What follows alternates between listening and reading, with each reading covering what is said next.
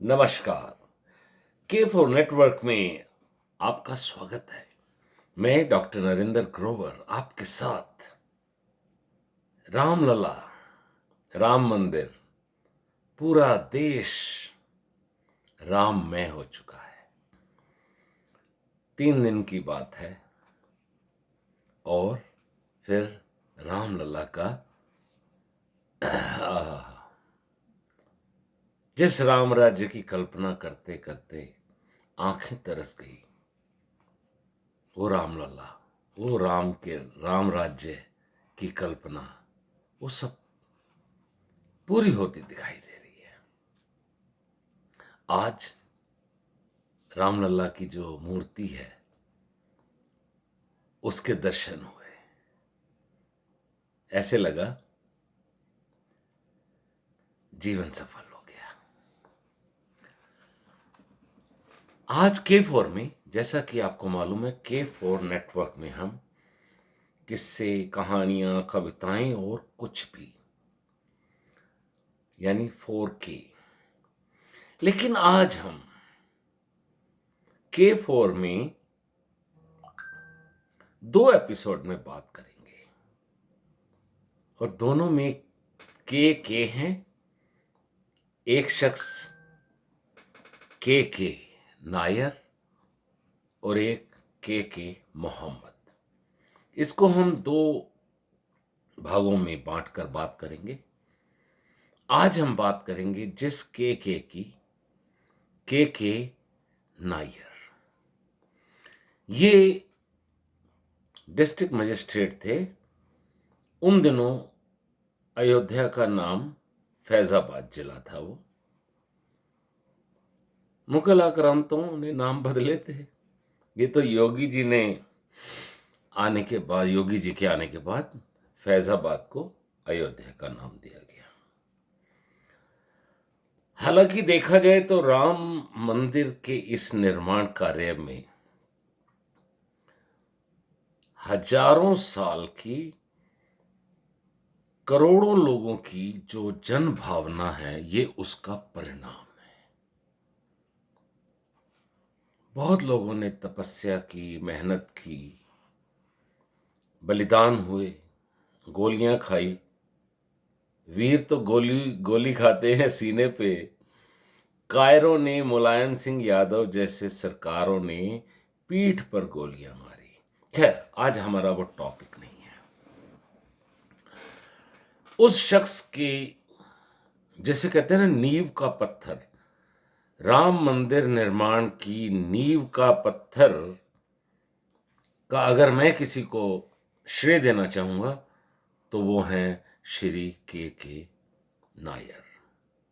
केरला से आते हैं, यानी साउथ इंडिया से आते हैं। जो आज ये साउथ और नॉर्थ को डिवाइड करने की बात कर रहे हैं, राहुल गांधी जैसे टटपूंजी ही कहूंगा, कोई बेस तो है नहीं कोई उनका। के नायर का जो उसमें राम मंदिर के आज के निर्माण में जो सहयोग है, वो अमूल्य है। कोई कीमत नहीं दे सकते हम, क्योंकि केरला में पैदा होने वाले कंडागिलथिल, इनका नाम है कंडागलथिल करुणाकरण नायर। इन्हें के नायर के नाम से जाना जाता है। बात है, आज के किस्से में बात है 1949 की। और के नायर ने 1949, अभी 2 साल हुए थे देश को आजाद हुए, और नेहरू जी की तूती बोलती थी। बदमाशी थी उनकी। नेता तो नहीं थे वो, बैठाए गए नेता थे।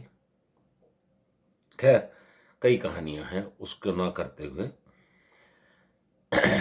तो के नायर साहब उस टाइम डिस्ट्रिक्ट मजिस्ट्रेट थे फैजाबाद जिले के, जो आज का अयोध्या है। अब हुआ क्या कि अयोध्या में जब उनकी नियुक्ति हुई के नायर साहब की,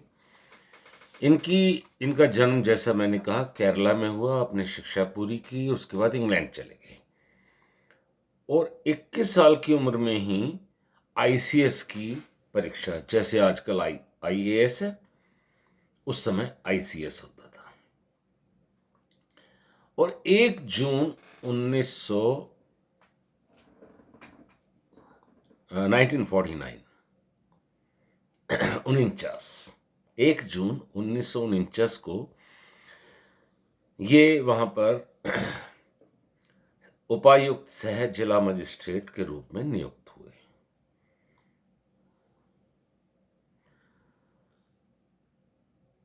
अयोध्या में उनकी नियुक्ति हुई थी और नवंबर में रामलला प्रकट हुए उस मंदिर में, उस प्रांगण में, उस जगह पर जिसके ऊपर बाबर नाम के आक्रांता के नाम पर एक क्या कहते हैं, डब्बा सा खड़ा करके उसको मस्जिद का नाम दिया हुआ था।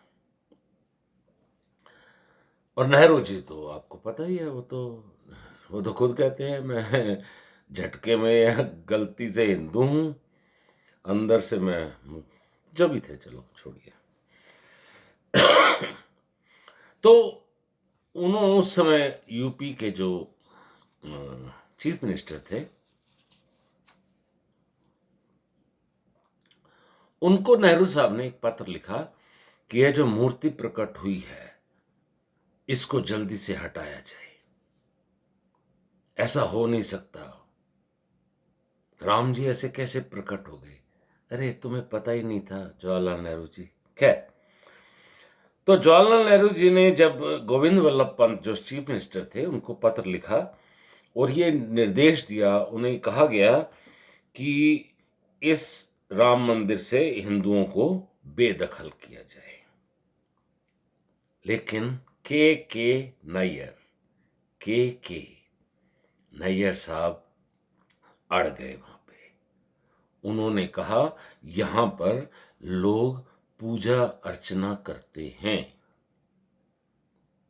और यहां पर लोग सुबह शाम आते हैं, मैं उनको हटा नहीं सकता।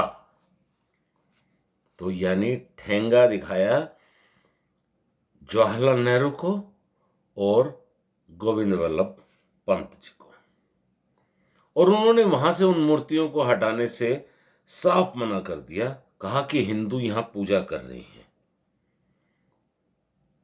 अब देखिए, उस जमाने की बात है 49, मतलब नेहरू जी राजा ही थे, अकबर की औलाद ही थे वो, मतलब अकबर की तरह ही काम कर रहे थे, औरंगजेब की तरह ही काम कर रहे थे। लेकिन उनको ठेंगा दिखाया किसने? के नायर साहब ने। तभी मैंने कहा आज K4 नेटवर्क में हम के नायर की बात कर रहे हैं। दूसरा एपिसोड में बनाऊंगा जिसमें के मोहम्मद की बात करेंगे। तो इन्हें चलिए उस डीएम के पद से हटा दिया गया, और क्या कर सकते थे। उसके बाद खैर नैयर साहब भी, देखिए, जो प्राइम मिनिस्टर को, उस समय के प्राइम मिनिस्टर को ठेंगा दिखा सकता है, उन्होंने अदालत में कांग्रेस के खिलाफ अपना केस डाला और वो जीत गए। उन्हें दोबारा नौकरी पर रखा गया। देखिए, क्यों कोई ऐसा कर सकता है? कभी आपने सोचा? जो सच के साथ चलता है उसमें जो सत्य की ताकत है वो इतनी होती है कि वो किसी भी बड़ा आदमी हो, चाहे गोविंद वल्लभ पंत हो, चाहे वो जवाहरलाल नेहरू हो, उनसे टक्कर ले सकता है, क्योंकि वो सत्य के साथ खड़ा है। आज तो लोग झूठ बोलने में माहिर हो गए हैं। खैर चलो, उनका सबका अपना अपना कर्म है। हमारे गीता के हिसाब से अपने अपने कर्मों के नतीजे हैं। खैर, नेहरू जी के इस रवैये से और नैयर साहब का ये साहस देखते हुए लोग उनके मुरीद हो गए, और उनका मतलब जो है ना, वहां पे सब नायर साहब कह के पुकारते थे।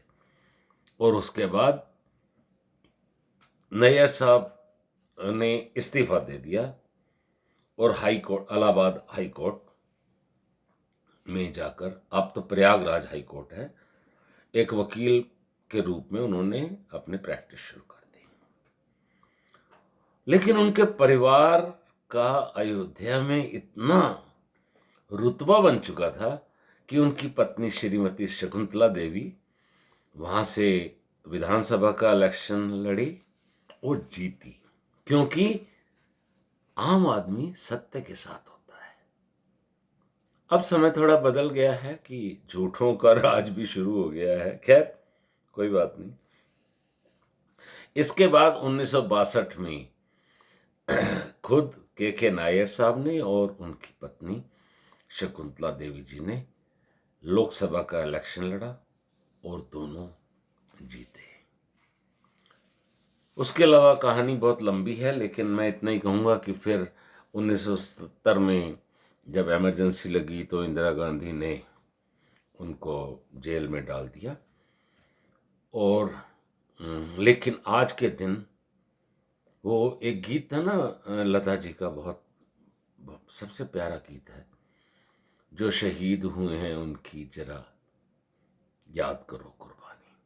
तो उस कुर्बानी में, उस साहस में, उस आज के राम मंदिर के निर्माण की जो पहली ईंटें रखी गई, जो पहले इस भावना की यहाँ पर राम मंदिर बनेगा, उसमें के नायर साहब के सहयोग को मैं तो बहुत अपने दिल से आभार प्रकट करता हूँ, नमन करता हूँ। अब वो हमारे बीच नहीं है, लेकिन वो हमारे बीच हैं, अयोध्या में है वो। उनके इस साहस के हम सबको इससे प्रेरणा भी लेनी चाहिए और सत्य के साथ खड़ा होना चाहिए। तो दूसरे के साहब की बात, के मोहम्मद साहब की बात हम करेंगे अगले एपिसोड में। और अगर आपको ये किस्सा, ये एपिसोड ये पसंद आया हो तो कृपया इसे लाइक कीजिएगा और शेयर कीजिएगा, ताकि बहुत से लोगों को पता लगे कि आज जो राम मंदिर बन रहा है, रामलला का तो प्रतिष्ठा और स्थापन हो रहा है, उसके साथ ही हमें याद करनी चाहिए कुर्बानी, उस साहस को, उस शौर्य को नमन। और अगर आपको ये वीडियो पसंद आया तो शेयर कीजिए और लोगों को भी पता लगे के नायर साहब के बारे में। और हमारे चैनल को सब्सक्राइब कीजिए, हमारी रिक्वेस्ट रहती है आपसे। इसी के साथ धन्यवाद। और अगले एपिसोड का के मोहम्मद साहब का इंतज़ार कीजिए। खुश रहिए, मस्त रहिए, तंदुरुस्त रहिए।